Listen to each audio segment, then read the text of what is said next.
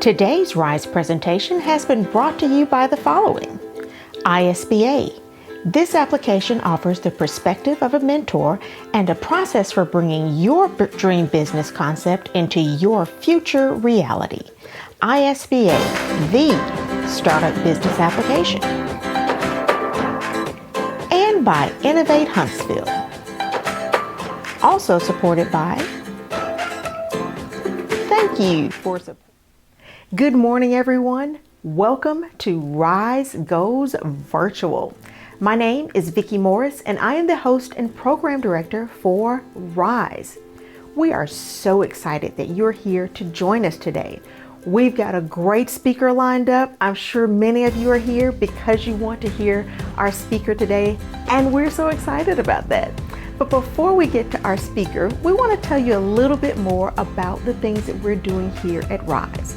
Many of you know that RISE is a free networking event designed to help entrepreneurs, small businesses, and innovators connect, collaborate, and grow their businesses. So what better way to do that than have a few introductions? I've told you who I am. Now I want to know who you are. Please share your name, your company, and your business website in the comments.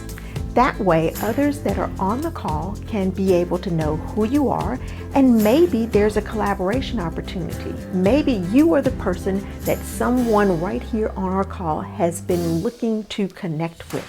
They need your services. They've heard that you are the go-to person, and they just happen to find you right here. So please do that. Let us know who's here. And during the midst of our conversation today, if you have questions, please feel free to put them in the comments. We will be online watching the questions and being able to answer you as soon as they come up. If we need to give you information about contacting our speaker or other people that may be on the call, we're happy to do that. If there's some information that you want about things going on in our local community that you want to know that just happens to pop in your mind as we're going through this call, drop it in the comments, and I'm sure someone here will be able to help you out with that information. As I mentioned before, RISE is a free networking organization for entrepreneurs. So we have a few tips and tools that we want to share with you. And speaking of tips and tools, those things are featured in our July issue of Morning Brew magazine. It should be out very soon, if not already in your inbox right now. We've got a focus this month on marketing, one of my favorite subjects.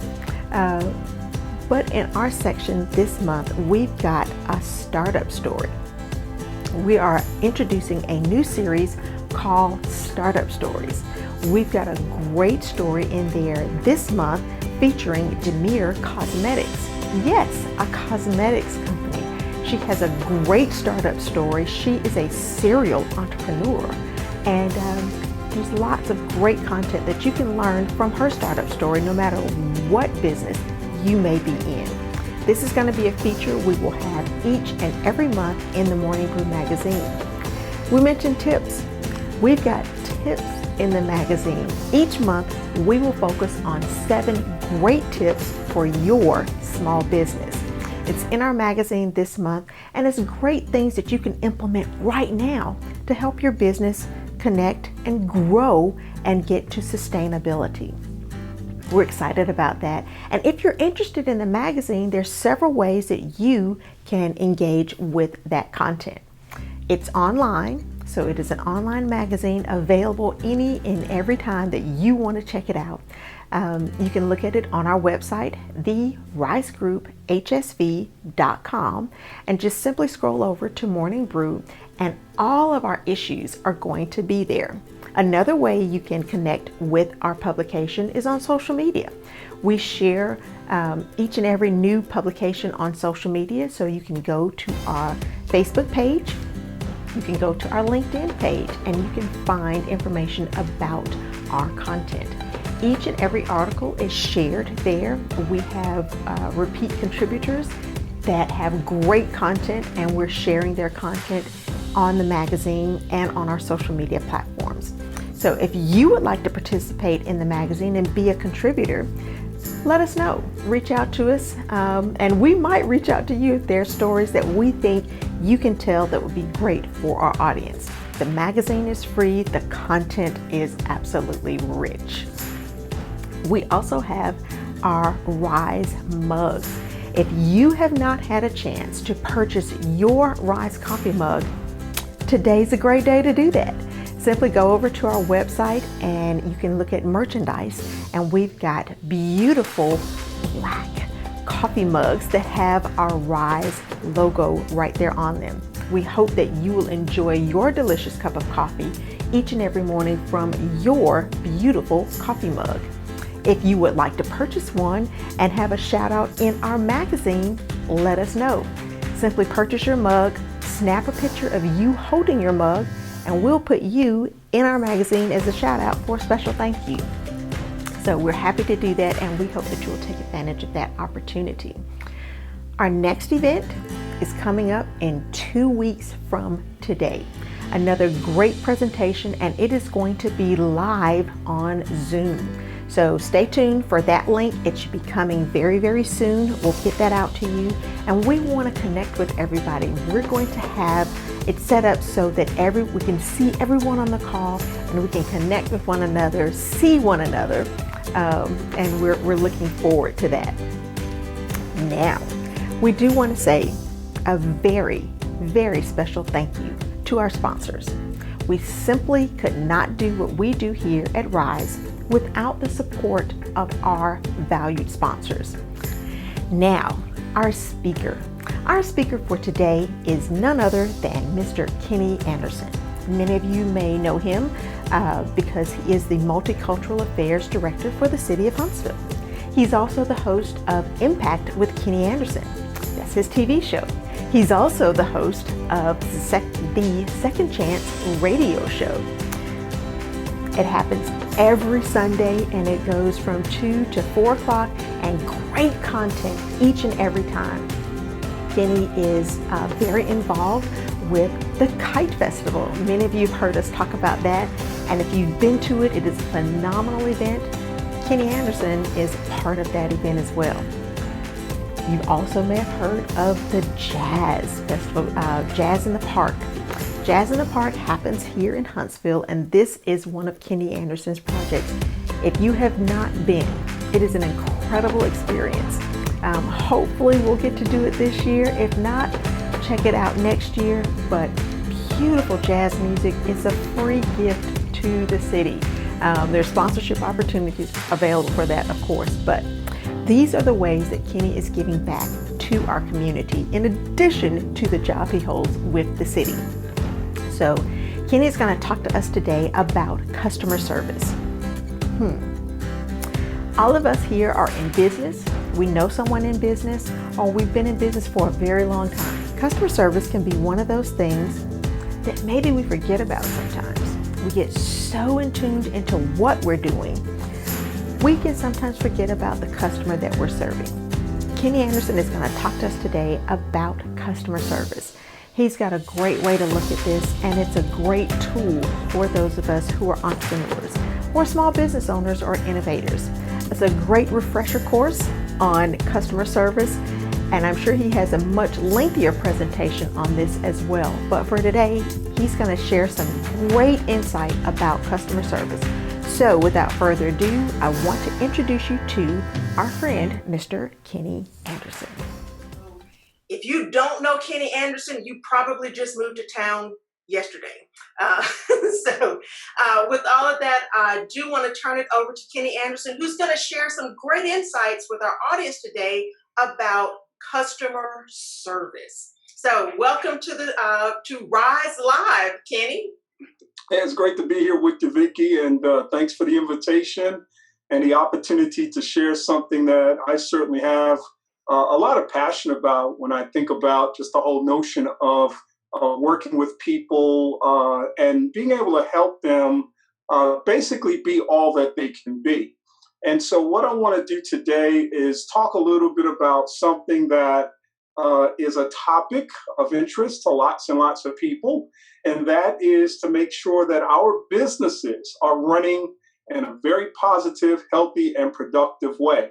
And so what I'm going to do at this time is I'm moving a few things around. I'm going to share my screen and be able to have an opportunity to go through a short presentation in which I'm going to sort of flesh out the whole notion of how do we do business in productive and effective ways so that people can maximize their ability to be effective in the workplace. I know everybody who's watching today wants to do the right thing in terms of our customer bases. We want to be able to do things in ways that can enhance the bottom line with regards to our ability to be effective with others. And so the information I'm going to share today is actually going to be information that I certainly hope will be helpful to all people. So I've basically given this the title, Delivering First-Class Customer Service. This is something, not second class, not third class. We know that nobody really remembers who's second and third. We want to be right there at the top. We talk about how we offer business to people. So I have one goal today, and that's to present a rationale for providing superior quality customer care for our consumers. So I want to ask a short question. What does customer service and brand recognition have to do with each other? Well, for me, the answer is simple. When I think about the value of a brand, I think about their ability to deliver first-class, superior customer service. I have great confidence when I know that something is either going to be delivered to me by FedEx or that I'm going to get a FedEx response. Usually I get that little notification, and I know that if they say it's going to show up 24 hours later, it's going to show up 24 hours later. And that's a real exciting part of their brand. I know that you don't even have to see the name of this brand, and all you got to do is look at the emblem, the logo, the symbol, and you know that you're in for an amazing experience. Why? Because not only are you going to get some of the best drinks in the world and other opportunities to be able to ingest delicious foods, but also you're going to go somewhere where you have one of the most essential things in the world, and that's Wi-Fi. A connection to the world and an opportunity to do business and an opportunity to network and have great experiences because of the value of that brand. This is an interesting brand because there's a paradox involved with this brand. A lot of people think about the fact that people will stand in line for an Apple product for hours, but they'll also stand in line for hours in order to get customer service from those Apple products, which is a very interesting experience. But you have to ask yourself the question, at least you should, why would people stand in line for a product for days that cost $600, $700, $800 or more? It's because of the value of that brand and what people have invested in that particular product. And then when I think about a product like Amazon Prime and the accessibility to all these wonderful things, whether it's packages that arrive, programming on TV, other platforms, it's an amazing experience. I'm just talking about the value of a brand and why that's important.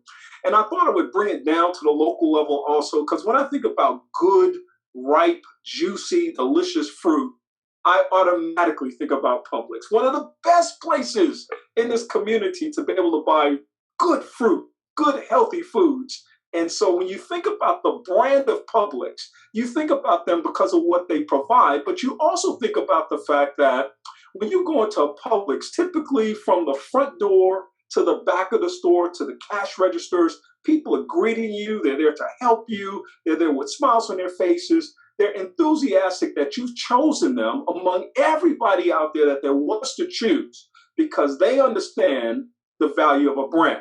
So my question to the listeners today and those that are watching is, if you are a business owner, what's on your billboard?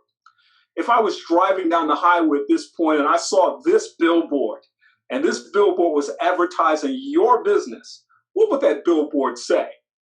I would hope that billboard would say something about the quality of your service and your ability to be able to provide an extraordinary consumer experience for your customers. The rationale for me is very simple.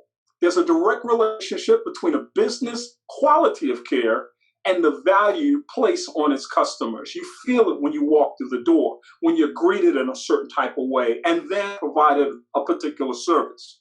For many customers, quality of care is a major determinant of who they do business with. I mean, how many times have you heard people say, I'm going to do business with somebody because of how I feel when I interact with them? And how many times you've heard people say, I'll never do business with them again because of how they were made to feel in that experience?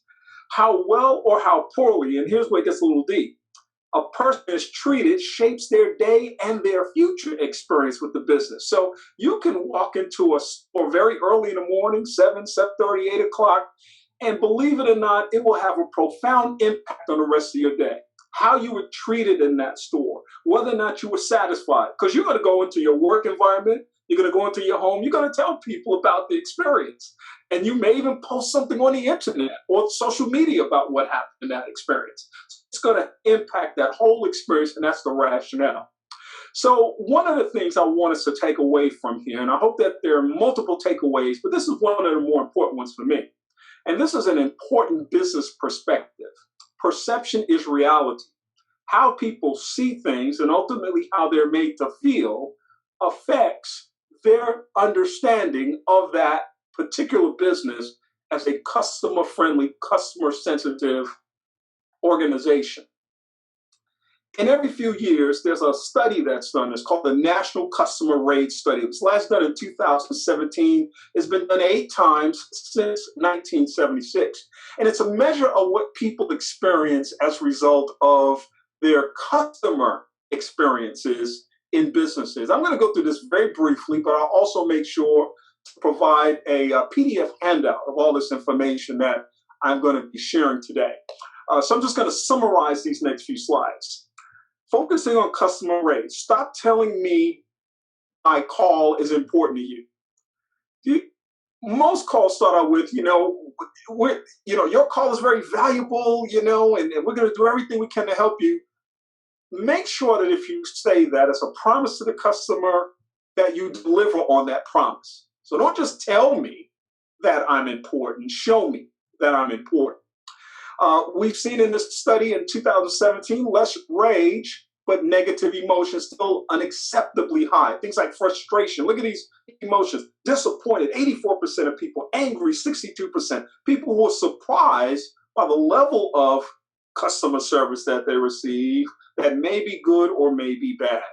Customer problems continue to increase, and that's not a good thing. You can see from the initial study in 1976 until 2017, there's an escalation of customer relation challenges.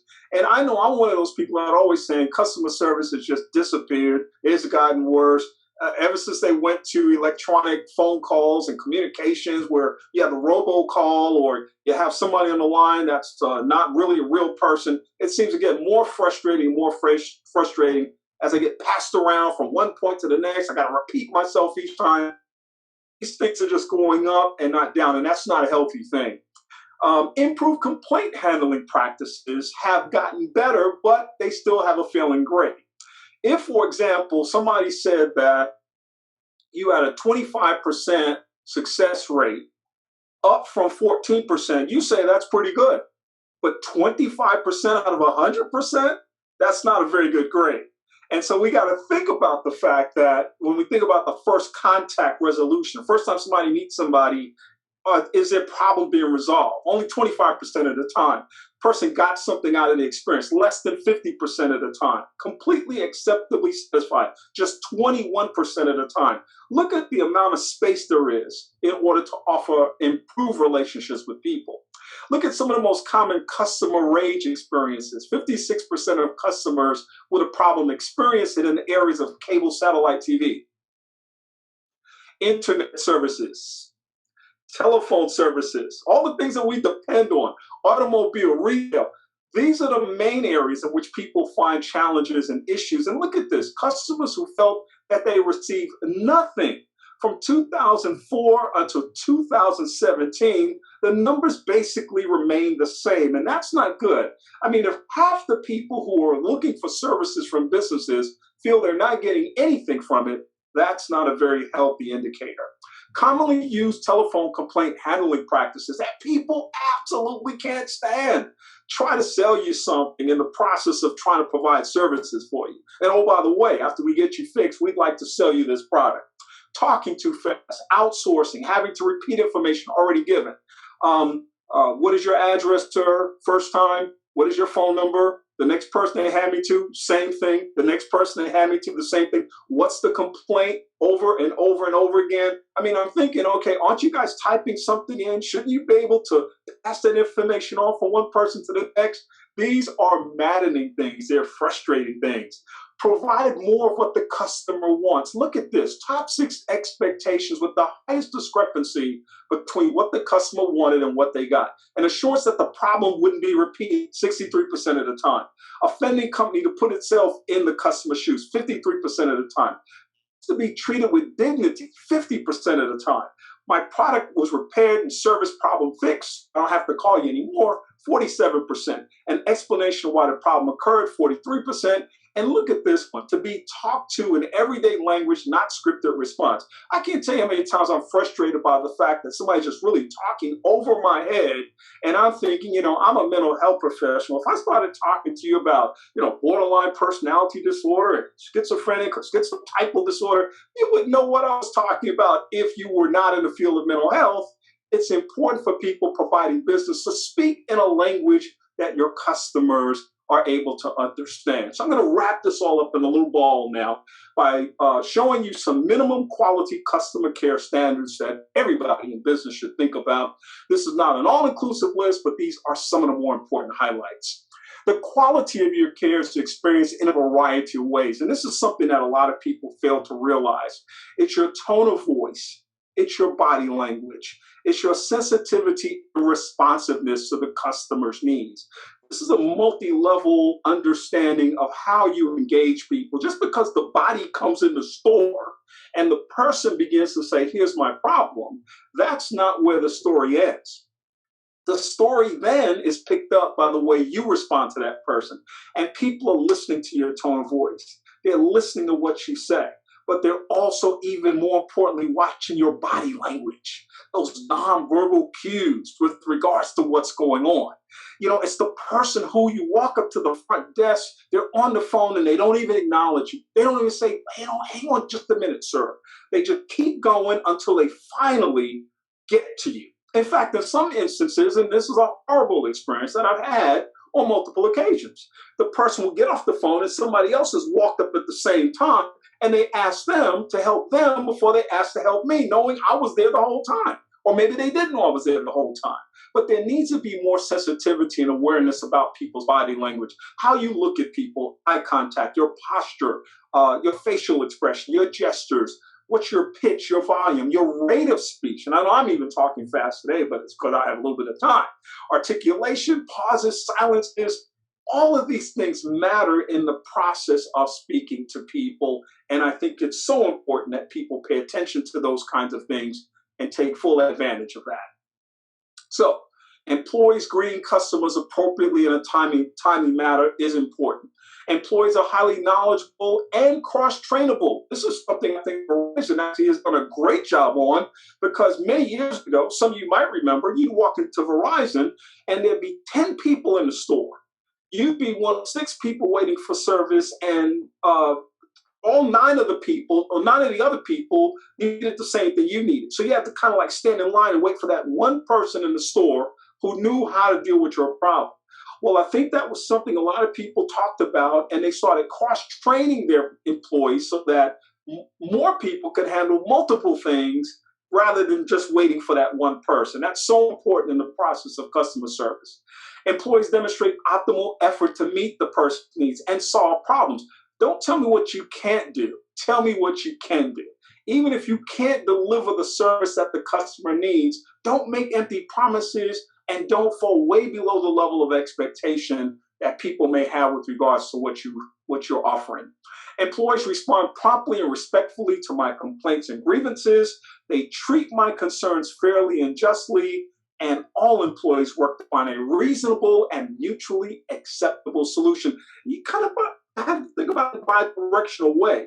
People are coming to you for something they think you have, And they have a responsibility to share with you in a way that you can understand, but you have a responsibility to respond to people in a way that shows respect for them. Is your business clean and organized? Again, I'm talking about quality, superior customer service. Office hours are customer friendly. This is important, especially when we think about people having to work all day, take care of kids, and we're not open at certain times that they might need to have our service or access to our service. It's important to think about those things. Our operating hours, contact name numbers are clearly identified and available. And is there adequate information technology resources are available? That's why Starbucks is such a big hit, because you walk in there, you got Wi-Fi. In fact, you drive around town looking for Wi-Fi, if you see the Starbucks sign, you got it. And there's a lot of other places like that too. We talk about what's important in life. And we know Wi-Fi is extremely important. The business has an updated website. The business services are easy to find. They're not buried inside the site.